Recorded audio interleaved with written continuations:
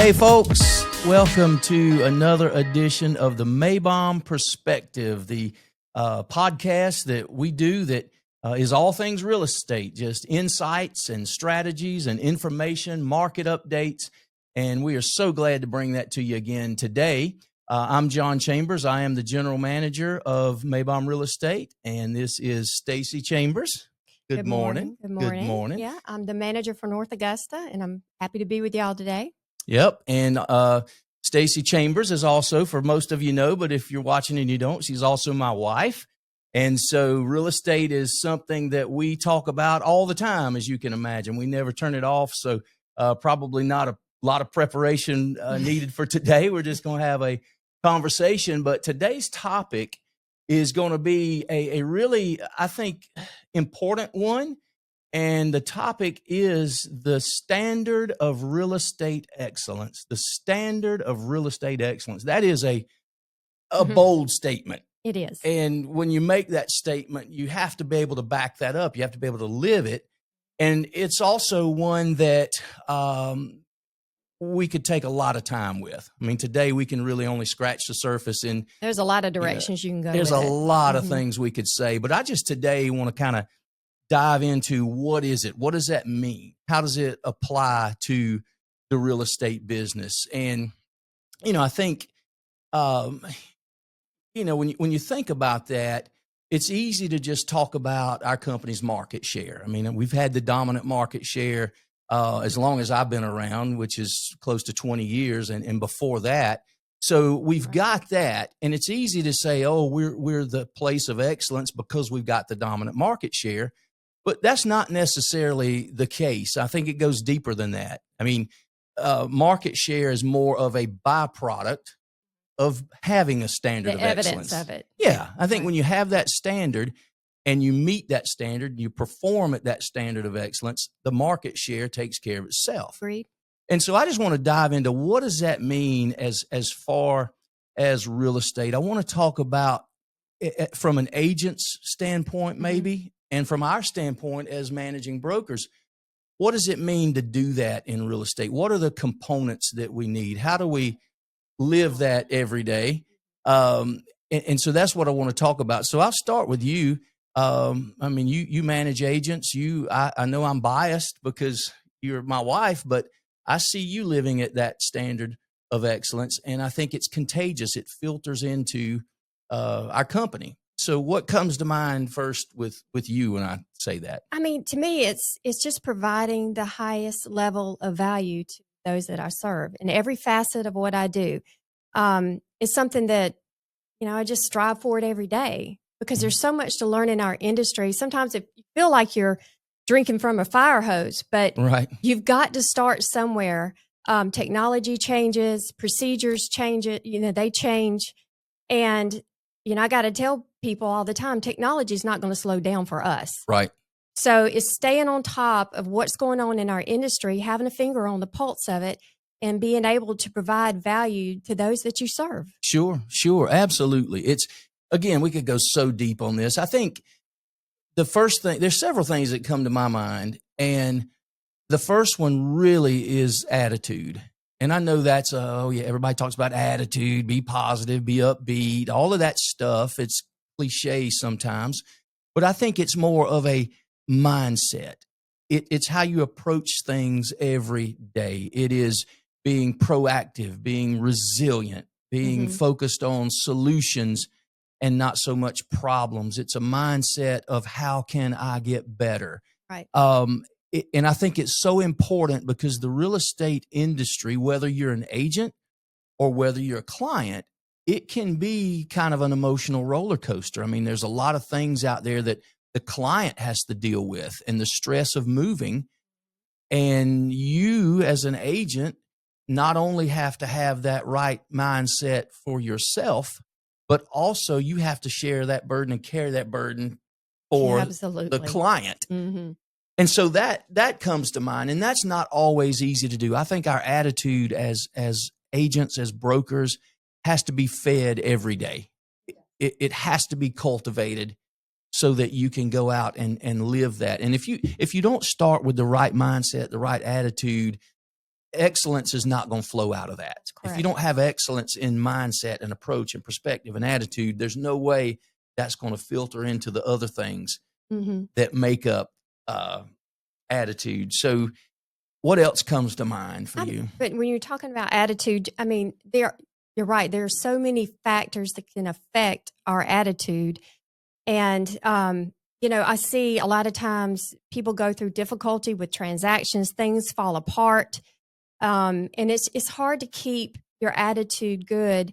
But I will tell people, look, if you've been knocked down, get right back up. Yeah. Because this business is high and low.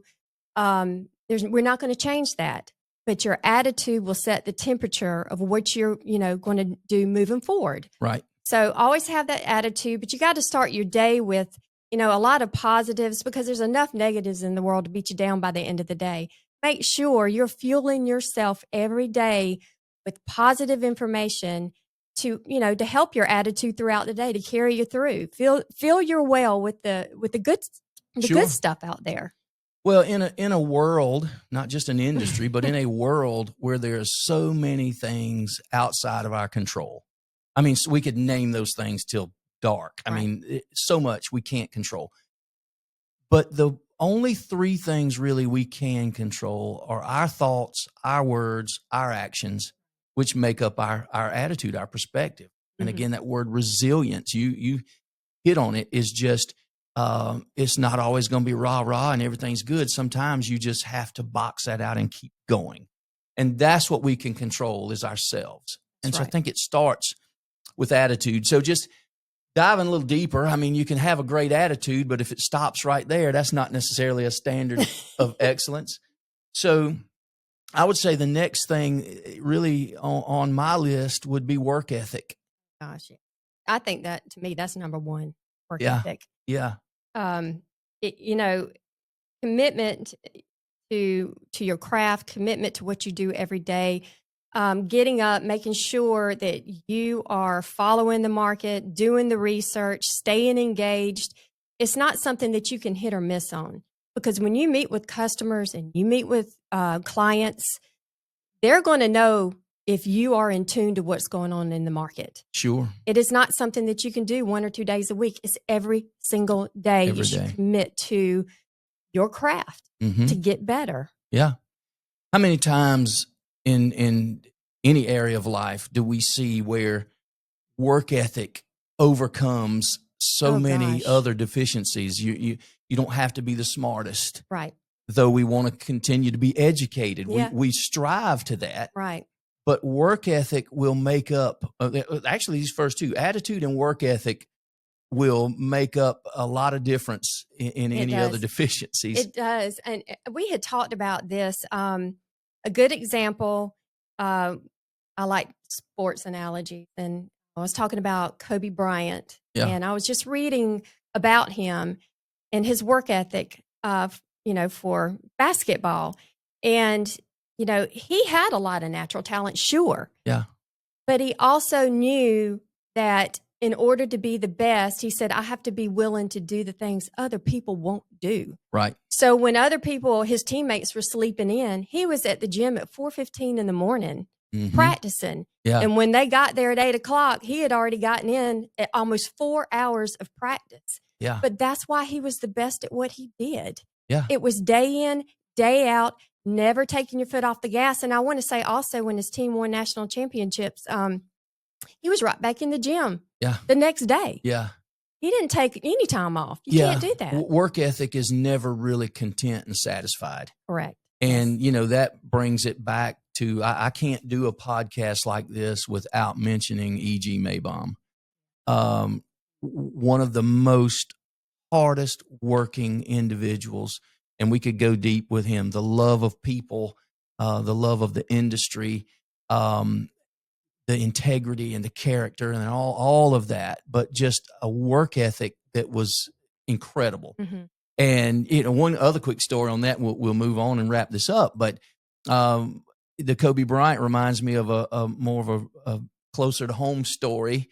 I guess it was 2019 when Tiger Woods won his last Masters. I think it was 2019. Yeah. You know where I'm going with it. I know you know where you're I'm going going. with this. he that year stayed in a house that belongs to one of our agents. I can't get details on that, but he stayed in a house owned by one of our agents that was located on a golf course locally here. And there was a story out that somebody called security or whatever because there was somebody out in the green side bunker practicing at like 3 a.m. in the morning, just hitting shots up onto the green. And so when security went out there, it was Tiger Woods. So obviously they gave him a pass for being where he shouldn't be after hours. But point being, work ethic knows no boundaries. It's just relentless. And I'm not talking about, we can talk a lot about life-work balance. I mean, you can work smart and you got to have that. But when you're working, you are working. Yes. And so I think attitude, work ethic, and then the one we have to mention when we talk about a standard of excellence is the outcome of our client experience. People call it customer service or client service, but it's really putting our people ahead of the transaction. It's putting our client ahead of our own interest. Our interest, market share, production, all of that takes care of itself if we provide that level of service to the client. Client service to me is making sure, like I said earlier, you're bringing value to that client. But the way to achieve value is knowledge. Yeah. And how do you get knowledge? You're researching this every single day. You can't bring full value to a client. Right. Unless you're keeping up with contract changes, industry changes, all of those things. That way you can provide the highest level of service to that client. Well, and our industry is so ever-changing, and agents get tired of me saying this because back when I was doing it, it was a lot simpler when I was actually out in the field. It is a very complicated industry right now. It certainly is. And when you are handling someone's most valuable asset, in all likelihood, that's what it is, they deserve a standard of excellence. They deserve somebody who understands contracts, who knows how to negotiate, who is going to be available when they call. And so from an agent standpoint, you got to set that standard and live that standard. From our standpoint as managing brokers, and the agent being our client along with the external client, same with us. We've got to be available to our agents when they need us. We've got to have the answers when they have the questions. And so we're all in this together, and it takes all of us. And, one thing as we wrap this up too, so we're talking about attitude. That's the foundation of that standard of excellence. Work ethic, that's where that attitude goes into action. And then the client services, that's the outcome. What we produce is an experience like no other for our client. But, I think when you look at our company and we mention market share and we say, well, we have the dominant market share, that's great. But I really believe that we're not the standard of excellence because we have the biggest and strongest market share. I think we have the biggest and strongest market share because we have the standard of excellence. Yes. And oh my goodness. And as we wrap this up, we're about out of time, but I think about a quote that I think I'm 99% sure this was Vince Lombardi. I'm almost positive, but if not, it's still a good quote. Mm-hmm. And it's this, and we use that word excellence. And he says, he had it on the wall somewhere, locker room, whatever. Perfection is the goal. Excellence will be tolerated. And I thought, mm-hmm. Isn't that so true? Because perfection in a business and in a world where you can't control everything, perfection is not really achievable, but excellence is. Mm-hmm. And so I just like that. Perfection is what we're after. We're striving for something that we may never get, but in the journey, we'll have excellence, and that will be tolerated. So it's you got to have fun with it, and it's such a wonderful journey. But I think just kind of a call to action here. I would invite any agent that's watching right now, ask yourself, where are you at with those items, with your attitude? Would you really honestly classify it as a standard of excellence? And I think I can say that about our people, but you can't get content with that. So where are you at with that? Your work ethic. Are you showing up early? Are you staying late? Are you fully engaged when you're working? Are you giving everything that you got to give? Are you going home leaving it all on the field? Do you have that kind of work ethic, the one that built this company? And then the service to the client. Do we have a mindset that the client is our priority and all of this other stuff takes care of itself? So I would invite you to do that. And if you're just happen to be, I know this is geared more towards our agents today, but if you're a client or a potential client of ours out there and you just happen to come across this podcast, hold us to that standard. You deserve that.